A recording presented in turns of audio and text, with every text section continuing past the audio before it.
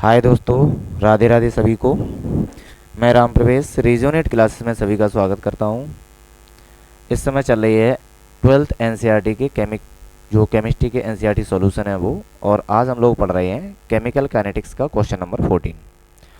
तो जो 14 वाला क्वेश्चन है उसमें क्या दिया गया है, चलिए देखते हैं। 14 वाले क्वेश्चन में दिया गया है कि the half life for radio active decay of carbon 14। तो पहली चीज़ जो ध्यान सुनोगे, कार्बन 12, कार्बन 13 और कार्बन 14। तो जिसमें से कार्बन 12 जनरली हम लोग एटॉमिक वेट के लिए यूज़ करते हैं, और कार्बन 14 को रेडियो एक्टिव सब्सटेंस है जिससे हम लोग कार्बन डेटिंग में यूज़ करते हैं। तो उसी के बेस पे कुछ इन्फॉर्मेशन दी गई है और डाटा दिया गया, उससे मुझे कुछ कैलकुलेशंस करनी है। तो चलिए देखते हैं। ये दिया गया है कि जो कार्बन 14 है उसका हाफ लाइफ 5730 ईयर्स है, मतलब 5730 साल है।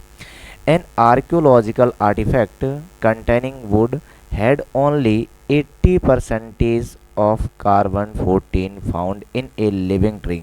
मतलब कोई भी एक लिविंग ट्री है उसके अंदर अभी भी कार्बन 14 80% रिमेंस है। तो पूछा गया है कि उसकी एस्टिमेटेड एज उसकी कितनी होगी उस सैंपल की। तो पहली चीज़ एक बात ध्यान से सुनोगे कि जो आपके रेडियो एक्टिव डिके होते हैं ये हमेशा आपके फर्स्ट ऑर्डर रिएक्शन को फॉलो करते हैं। हमेशा किसको करेंगे? First order reaction. अगर फर्स्ट ऑर्डर रिएक्शन को फॉलो करेंगे तो वहाँ से जो टाइम कैलकुलेशन होती है वो होती है 2.303 divided by rate constant log initial concentration of the radioactive substance and concentration of the radioactive substance at time t। इसी का जो हाफ लाइफ होगा, हाफ लाइफ कितना होगा? 0.693 डिवाइडेड बाई के। देखो चाहे कुछ भी याद करो ना करो, लेकिन आपको जीरो ऑर्डर और फर्स्ट ऑर्डर रिएक्शन के लिए दोनों को ये डाटा लर्न करने पड़ेंगे। ये हो गया आपका फर्स्ट ऑर्डर। यहीं पे अगर आपसे पूछा जाए कि जीरो ऑर्डर रिएक्शन के लिए क्या होता है, तो जीरो ऑर्डर रिएक्शन के लिए जो टाइम इंटरवल होता है, टाइम होता है वो होता है initial concentration minus final concentration of the reactant divided by के रेट कांस्टेंट। इसका अगर आपको हाफ लाइफ कैलकुलेट करना है तो ये हाफ लाइफ आता है initial concentration of the reactant divided by 2k। ये आपके जीरो ऑर्डर रिएक्शन के लिए होते हैं, पर यहाँ पे जीरो ऑर्डर रिएक्शन की हमें कोई भी ज़रूरत नहीं है, ज़रूरत है हमें फर्स्ट ऑर्डर रिएक्शन की। तो चलिए यहाँ पे एक एक करके कैलकुलेशन करते हैं। तो क्वेश्चन में क्या क्या दिया गया है। पहली कंडीशन है कि आपके पास रेडियो एक्टिव है। रेडियो एक्टिव है तो फर्स्ट ऑर्डर फॉलो करेगा। फर्स्ट ऑर्डर में जो आपका टाइम इंटरवल है, मतलब हाफ लाइफ है, वो होता है 0.693 डिवाइडेड बाई के। तो यहाँ से जब हम लोग के को कैलकुलेट करेंगे तो ये वैल्यू रहेगी 0.693 डिवाइडेड बाई 5730। ठीक है, चाहो तो इतनी यूज़ कर लो, चाहो तो तुम उसको कैलकुलेशन में यूज़ कर सकते हो जितने भी आपके डाटा दिए गए हैं, मतलब और इसको शॉर्ट फॉर्म में लिख सकते हो, लेकिन उसकी कोई ज़रूरत नहीं है। ठीक है, तो चलिए हम इसको देखते हैं कि आगे इसमें यही रहने दो, अभी इसको बाद में कैलकुलेशन में यूज़ कर लेंगे हम लोग। तो यहाँ से आगे दिया गया है कि अगर हमें रेट कांस्टेंट मिल जाए तो उसका एस्टिमेटेड टाइम क्या होगा। तो उस रिएक्शन के लिए आपका एस्टिमेटेड टाइम होगा T equal 2.303 rate constant log.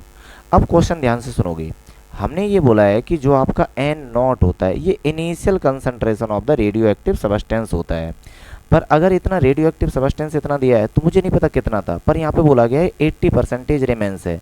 अगर ये 80% रिमेंस है तो हम ऐसा मान के चलेंगे परसेंटेज में वो अपने आप में इनिशियल में 100 था, तो इसका मतलब है कि कुछ टाइम के बाद वो बचा कितना है, 80% रिमेंस है।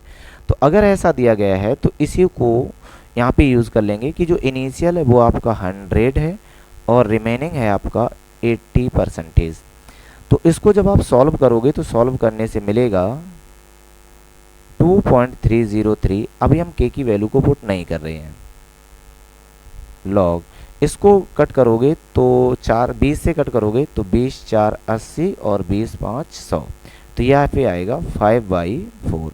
यहाँ पे लॉगरिथम को यूज़ करोगे तो यहाँ से हम लोग एक रूल लगा देंगे कि अगर हमारे पास कोई भी लॉग में x अपॉन बाई के फॉर्मेट में दिया जाए तो उसको हम लिख सकते हैं log x minus log by, इतना हम लोग लिख सकते हैं। तो इसी को यूज़ करेंगे तो यहाँ पे क्या बनेगा आपका अब 2.303 डिवाइडेड बाई k, और इसकी जगह पे हम लोग यूज़ कर लेंगे log 5 माइनस log 4। तो अब वही क्वेश्चन फिर आ रहा है कि log 5 की वैल्यू कितनी होती है, तो log 5 होता है 0.6989 और log 4 की वैल्यू होती है 2 की डबल, मीन्स 2 की वैल्यू कितनी होती है आपकी, log 2 कितना होता है 0.301, तो इसका डबल मतलब है कि 602 और बाद में क्या लगा लेंगे हम लोग 0 लगा लेंगे। ये आपकी है log 4 की वैल्यू। अब यहाँ से जो log 4 की वैल्यू दी गई है इसको करना क्या है, सिंपली इसको यूज़ कर लो अपने इस क्वेश्चन में और आपको पूरा डाटा मिल जाएगा। तो चलिए देखते हैं यहाँ पे क्या लिखा है कि जो टाइम आएगा वो रहेगा आपका 2.303 डिवाइडेड बाई k। अब इसको हम log को हटा दे रहे हैं, यहाँ पे डायरेक्ट हम लोग कैलकुलेशन वाली वैल्यू यूज़ करेंगे। स्क्वायर ब्रैकेट log 5 की वैल्यू कितनी है 0.6989 माइनस, और log 4 की वैल्यू है 0.6020। तो जब इसको आप सॉल्व करोगे तो कितना आएगा आपका,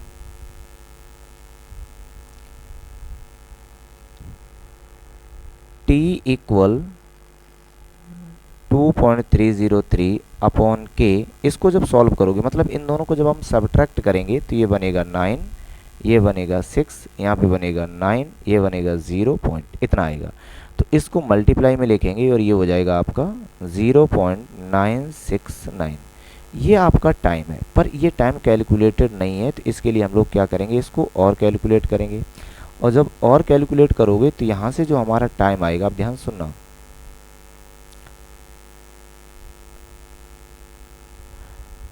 टाइम इक्वल हो जाएगा आपका 2.303 डिवाइडेड बाई के की वैल्यू कितनी है 0.693, ये टर्म मल्टीप्लाई में जाएगा 5730 इनटू, और यहाँ पे कितना है 0.0693, नहीं 969। इसको जब आप कैलकुलेटर से सॉल्व करोगे तो वैल्यू कितनी आने वाली है, अभी इसको हम कैलकुलेटर लगा रहे हैं।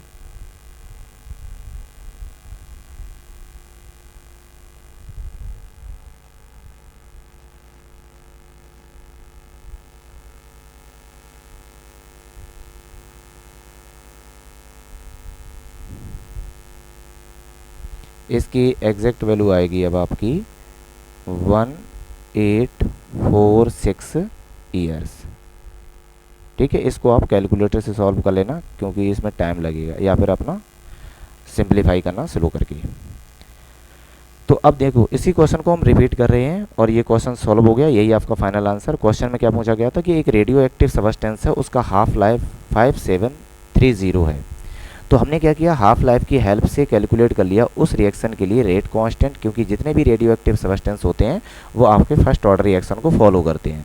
यहाँ से मुझसे पूछा गया है कि उसका एस्टिमेटेड टोटल टाइम कितना है। तो टाइम के लिए कोई भी एक जनरल इक्वेशन होती है, t equal 2.303 log naught N naught divided by N. N naught का मतलब होता है initial concentration of the radioactive substance, और कुछ टाइम इंटरवल के बाद जो बचा हुआ है वो एन है। तो यही चीज़ पूछी गई है कि उसमें अभी भी 80% है, तो वो टाइम टोटल कितना है। तो यहाँ से हम लोगों ने सॉल्व किया और टी की वैल्यू कितनी आएगी आपकी 1846 साल। मतलब है कि जो भी आपका रेडियो एक्टिव सब्सटेंस है, मतलब लकड़ी का है, उसको टोटल डिकम्पोज होने में 1846 साल लगेंगे।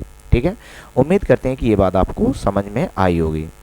इससे रिलेटेड हमने कुछ फैक्ट लिखे हैं, वो भी देख लिए कि जितने भी चाहे नेचुरल हो या फिर आर्टिफिशियल रेडियो एक्टिव सब्सटेंस, वो हमेशा फर्स्ट ऑर्डर रिएक्शन को ही फॉलो करेंगे। यहाँ पे फर्स्ट ऑर्डर को फॉलो कर रहे हैं, इसलिए यहाँ पे क्या दिया जाएगा कि जो आपका रेट ऑफ डिसइंटीग्रेशन, मतलब जो डिकम्पोज हो रहा है, वो डायरेक्टली प्रोपोर्शनल किसके हो जाएगा, number of atoms present at the time, मतलब है जब सैंपल बना था, सैंपल का मतलब इनिशियल कंडीशन में क्या था उसके डायरेक्टली प्रोपोर्शनल होगा। देख लो टाइम किसके डायरेक्टली प्रोपोर्शनल होगा, आपका एन नॉट के। वही चीज़ बताया गया कि एन नॉट क्या होता है हमारा, प्रेजेंट टाइम में क्या था, मतलब जब टाइम ज़ीरो था। एन का मतलब है कि जब टाइम कुछ बीत गया है, मतलब जो पास हो गया, तो उसके बाद जो बचा हुआ वो हमारा कितना है, उसका हाफ लाइफ क्या होगा, सेम वही चीज़ फर्स्ट ऑर्डर के अकॉर्डिंग कितना हो जाएगा, 0.693 डिवाइडेड बाई के। अब यहाँ पे क्वेश्चन में बोला गया है कि अगर किसी भी रेडियो एक्टिव सब्सटेंस का हाफ लाइफ पीरियड कम है तो वो आपका अनस्टेबल माना जाएगा, बहुत कम अनस्टेबल माना जाएगा। और अगर आपका वो हाफ लाइफ पीरियड ज़्यादा है तो उसको हम लोग स्टेबिलिटी कंडीशन में डाल देते हैं, बस सिंपल मान के चलो। अगर हाफ लाइफ ज़्यादा तो स्टेबल, हाफ लाइफ कम तो अनस्टेबल। लास्ट में लिखा है the required time for the complete disintegration is infinity, मतलब है कि इस रिएक्शन को कंप्लीट नहीं माना जाता है, ये इनफाइनाइट तक चलती रहती है। इसलिए यहाँ पे हम लोग जनरली यूज़ करते हैं एवरेज लाइफ। किसको यूज़ करते हैं, एवरेज लाइफ। एवरेज लाइफ को डिनोट किया जाता है टाउ से, जिसकी वैल्यू होती है 1/k, मीन्स रेट कांस्टेंट का रेसिप्रोकल। तो यहाँ से जो टाउ की वैल्यू आती है वो रहेगी आपको सॉल्व करने से tau equal 1.44 into time half, मतलब half life of the reaction. तो उम्मीद करते हैं जितना भी हम लोगों ने डाटा पढ़ा वो आपको समझ में आया होगा। ठीक है, तो चलिए वीडियो को फिनिश करते हैं।